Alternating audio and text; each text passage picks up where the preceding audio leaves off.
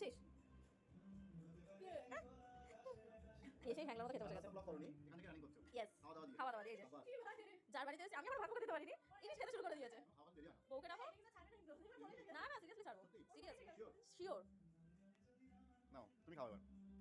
আমার বইয়ের হাতে রান্না কেমন হয়েছে? কেমন খেলে? তাই?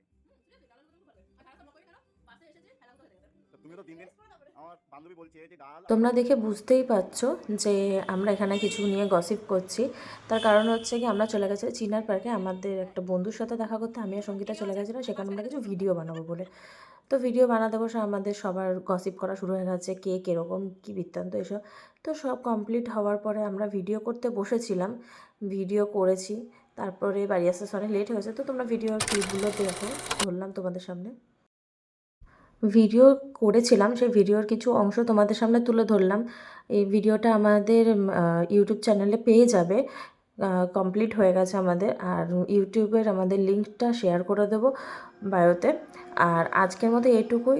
তোমরা আবারও বলছি ভালো থাকবে সবাই, আর তার সাথে আমাদের চ্যানেলটা সাবস্ক্রাইব করে দেবে, like comment share. Okay, thank you so much.